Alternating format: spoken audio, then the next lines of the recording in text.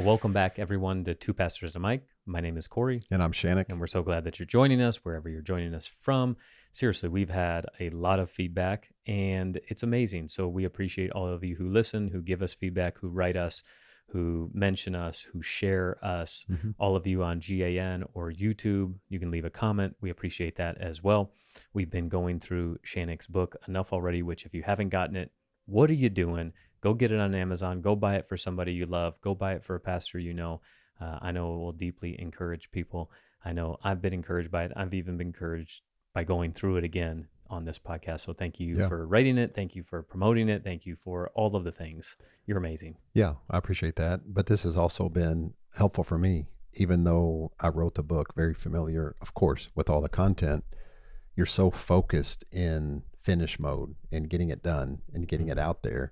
Sometimes you don't just even sit in what you were writing long enough to contemplate and look back and really just be grateful for some of that time to process and those experiences you had.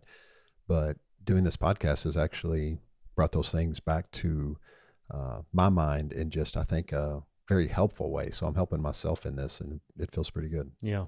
So another wild week for us, just all over the map. A lot of things going on again in our culture. My wife preached this past Sunday. It was thought-provoking to talk about forgiving yourself. I know we've talked about that before, get her perspective on that. I know a lot of our women were out on the women's retreat. Big shout out to you, Pastor Linda. You're amazing.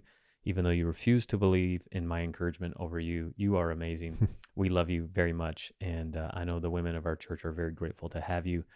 But if you were on that weekend and you missed Julia preach, you should go back and listen to it. I know it will be really encouraging, especially it was good for moms. And of course, for someone who likes practicality like myself, it wasn't just calling or giving reasons for the need to forgive yourself. She gave just a little bit of a how-to that she came up with, and they all started with in a series of release and started with R, and appreciate that. And it made it pretty memorable. Yeah, I knew when she said 4 hours, I looked at you to see, and I saw you go, speaking my language. Love it. It's just helpful. Yeah.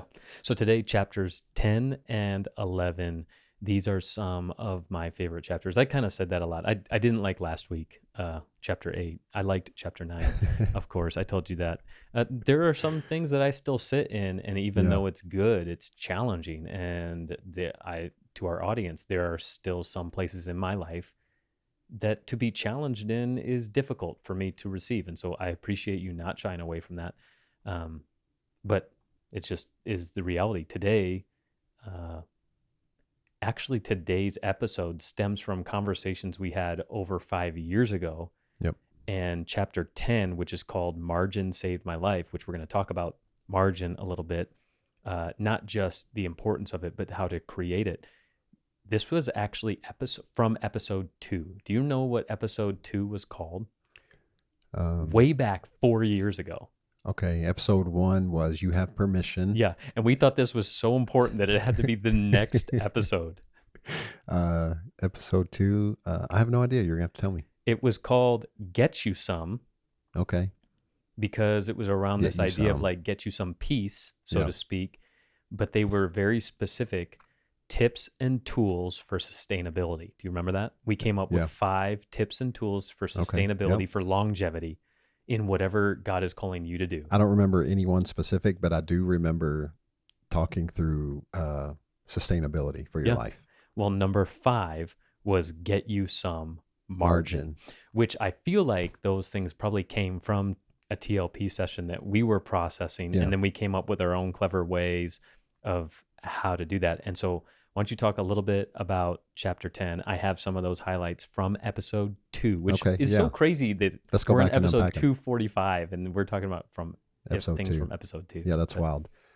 So this chapter really went back and was developed in 2021 for me over my sabbatical time, and that time where I was just taking on a lot, not only a responsibility, but just coming out of COVID, trying to lead that, not really knowing how to lead through that, right? It was something that no one had experienced leading through a pandemic before like that, and feeling the weight of it, feeling like I was letting people down, feeling like I was letting the team down.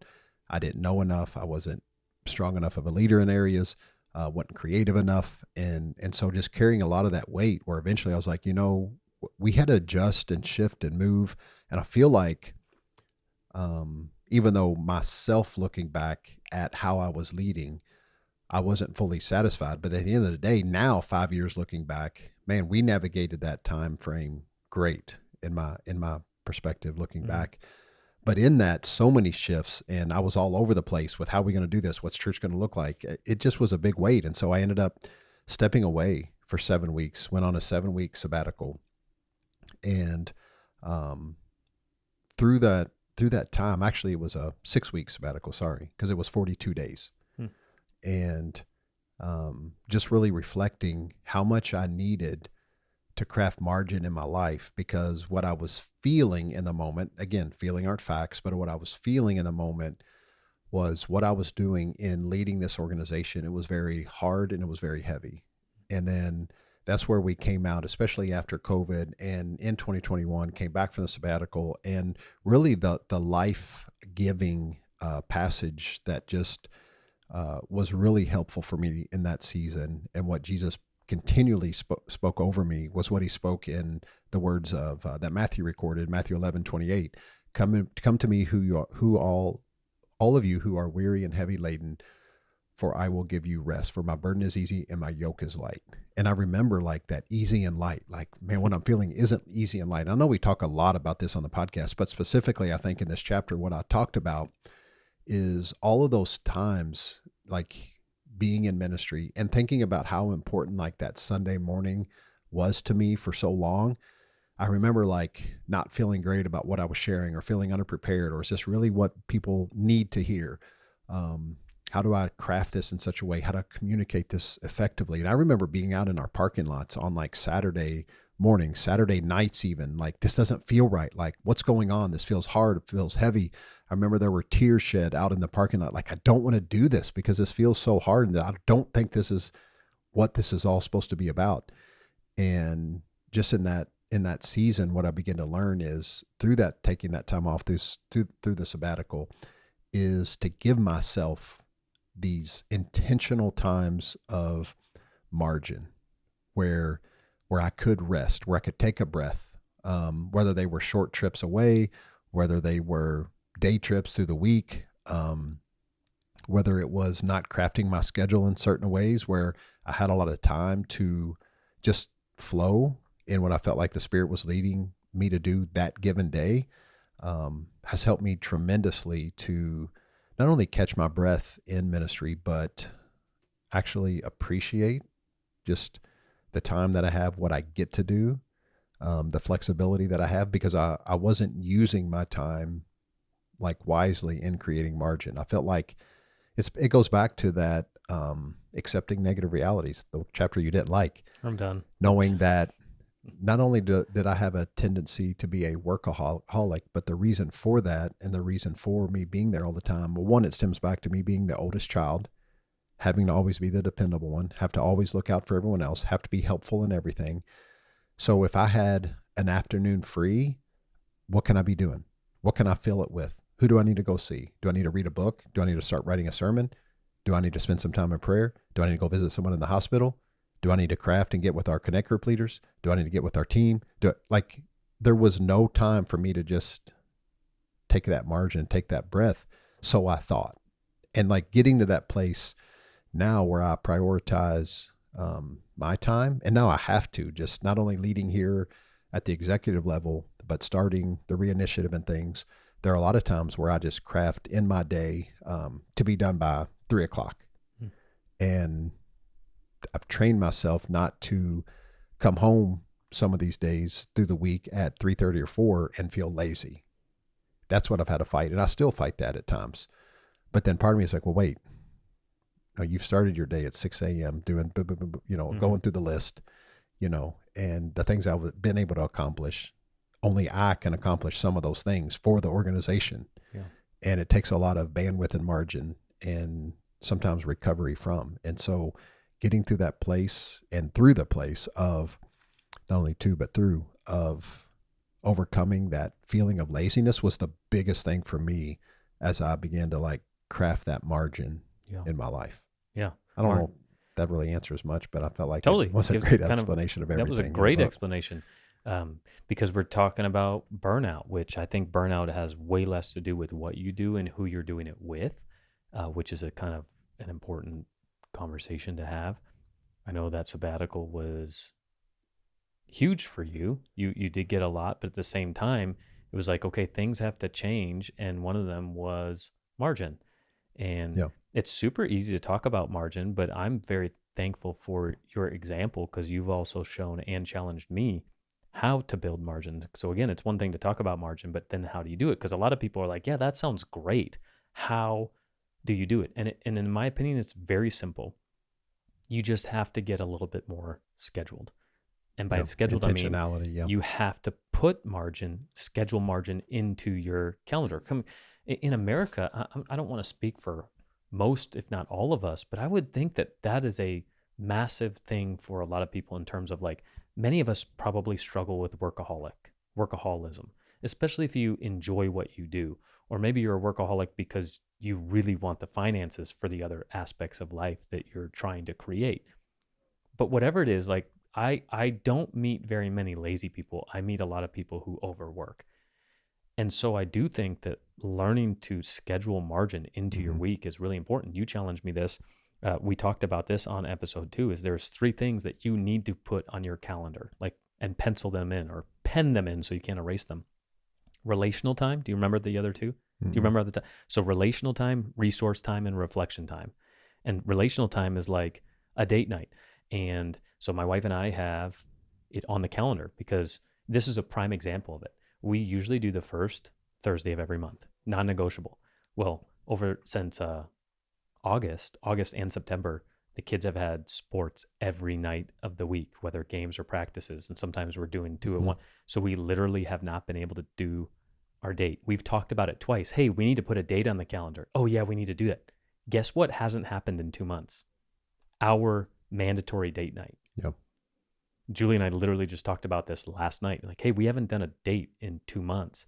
And then it's like, oh, well, we'll wait till October when our calendars freeze up. Anyways, this is, October 4th is our 11-year anyway. So we'll do it first week of October. We'll get back. And that's okay. But then I'm processing it going, holy crap. I'm big on creating margin or putting relational time on the calendar. But because the disruption, and there are disruptions, and that's okay. Yep. Get back onto it. But I'm living proof of if it's not on the calendar, it doesn't happen. Yep. That's why it's so important. So even relationships with friends and whatnot, put on the calendar. Resource time is you got to schedule time to learn and grow. And it's not always necessarily in what you are most passionate about, but it can be a hobby and that will help you. And then reflection time is you have to schedule out time for meditation and contemplation. And this is not necessarily like a spiritual quiet time, even though I do believe that meditation and contemplation is very spiritual. But learning to schedule this in your day. I have reminders on my phone that I do this, and sometimes they're only for like 2 or 4 minutes at a time. I do a breathing exercise every day at 2:00. Alarm goes off, and I just know I'm going to start focusing on my breathing for 60 seconds. It's just a quick reset. There's a lot of other things, like I pencil margin in my Thursdays. With our schedule, there's things I need to get done, and so many times I'm using my margin time on Thursday to finish those things because so many things get thrown onto the calendar last minute. Yep. Well, I schedule margin on purpose to either have some free time to literally do nothing while I'm at work, or to process, or to schedule for the next month, or I'm catching up on things that I need to get done that week because of our calendar, because things happen, because life happens. Yep. So without scheduling margin, I'd be like, oh no. And so when people are like, hey, are you free Thursdays at 1? No, Yeah. I already have an appointment. And I do. It's Right. with myself, and that's margin. My Thursdays from 1 to 3 is margin. Yeah. And So, if you didn't have that, you'd be going and living outside the margin. Yeah. And having to cram and force, because some things just have to get done in our world. It's not like you can just put it off till the next week if it has to be done for potentially that Sunday. Yeah. And so having margin to do it is huge. It is huge. And before we jump into chapter 11, I remember like COVID really helped us slow down, but we also read a book called The Ruthless Elimination of Hurry. We actually did, do you remember this? Facebook Live sessions because we couldn't meet, and we talked through the book. We actually did those. We went through our notes and did 4 episodes of the Ruthless Elimination of Hurry, I think 2 years ago on this podcast. We have a 4-part series going through that book. Yeah, it was good. But the book came from a Dallas Willard quote.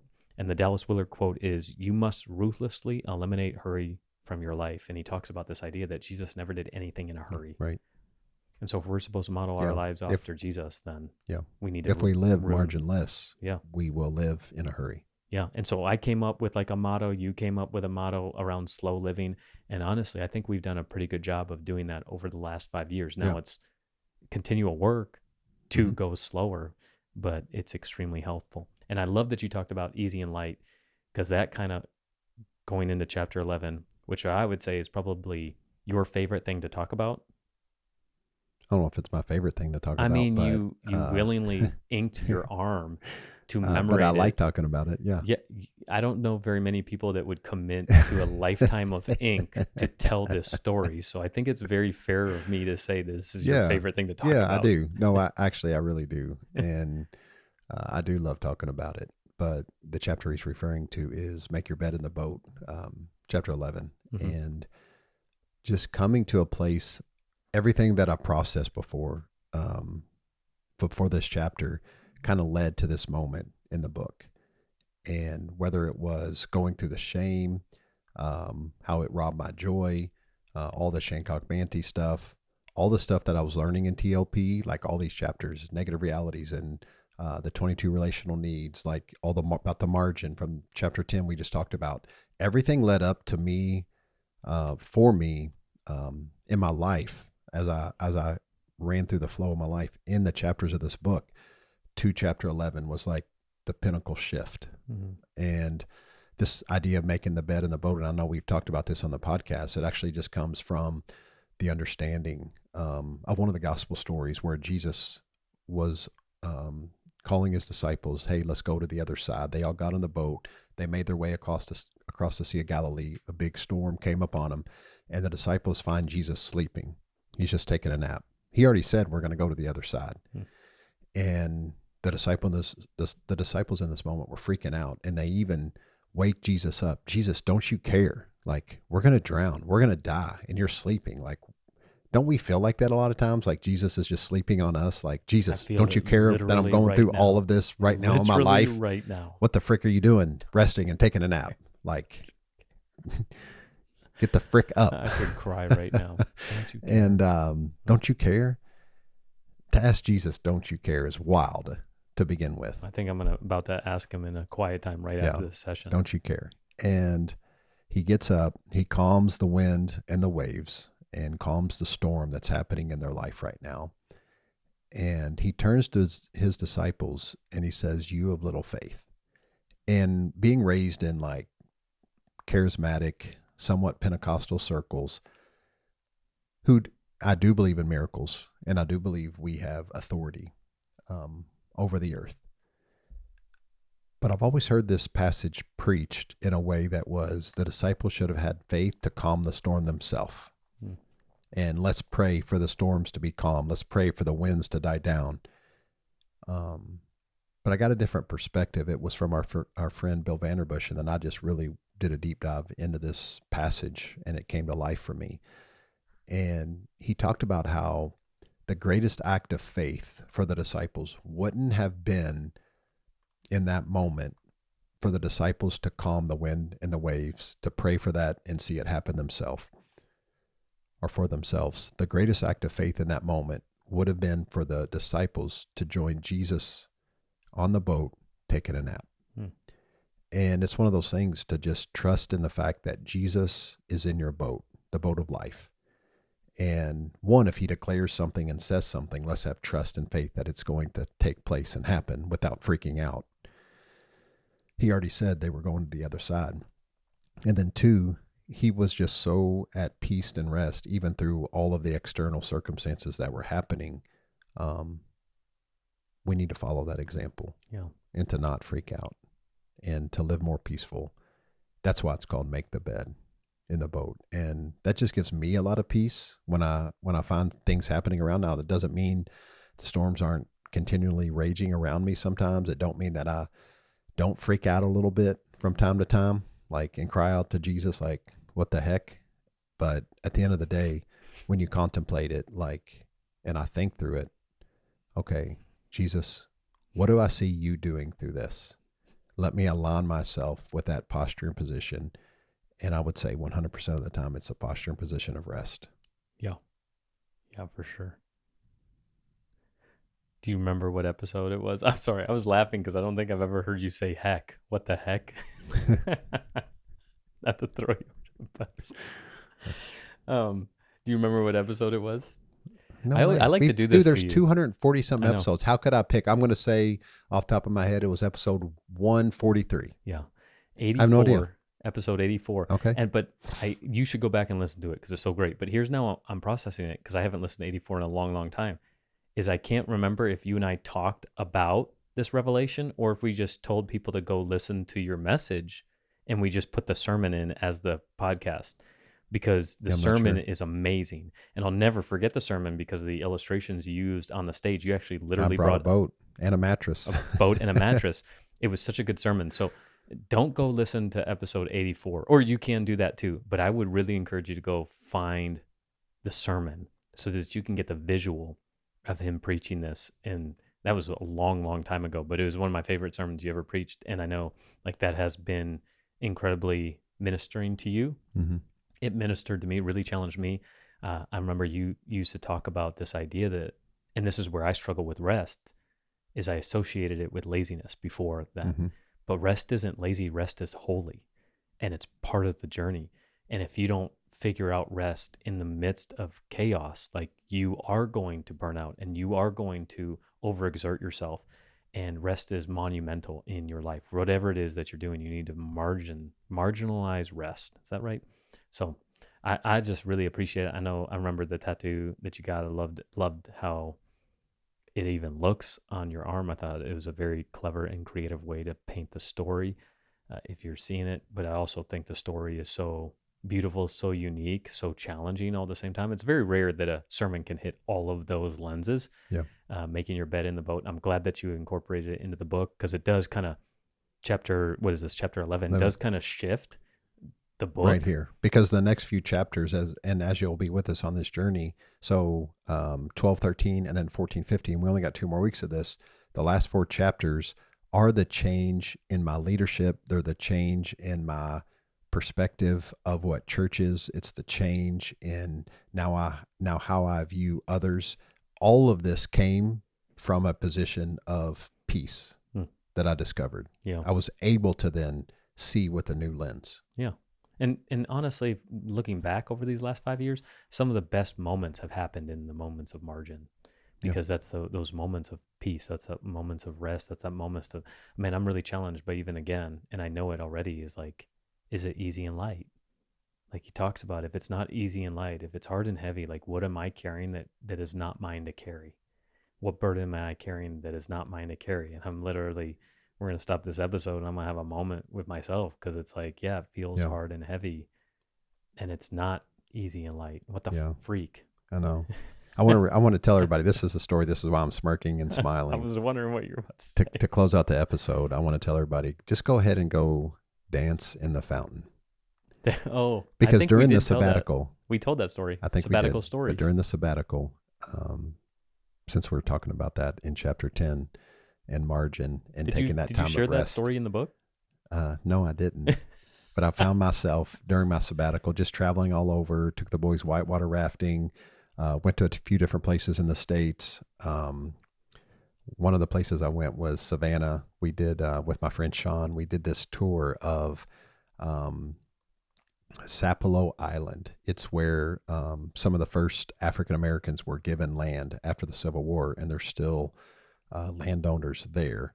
And we wanted to learn about these church houses and different places of worship around the island. It was just a cool little thing. Well, we went and found ourselves then in Savannah, Georgia, because that was right outside. And I was just out living life and having margin and trying to be free. And I'm like, yeah, I think I did tell the story because I was with 3 people I had met at dinner that night. And this was like midnight. And I'm like, let's go dance in the fountain. And they're like, what? No way. And 2 of them like got freaked out and left. And then me and this other person just danced freely in the fountain, and everybody's like, "Oh my gosh, like, Like you're you going to get get arrested." arrested. And I'm like, "Hey, right now, okay." I remember when you called me and I was like, dude, if our pastor gets arrested on sabbatical in another state, what gold. That would be Oh, so that'd be gold. amazing. But anyway, yeah, live light, live free. Man. Following after Jesus shouldn't be hard and heavy. And so create margin and live a life filled with peace. Yeah. And that, no, you're loved and there's nothing you can do about it.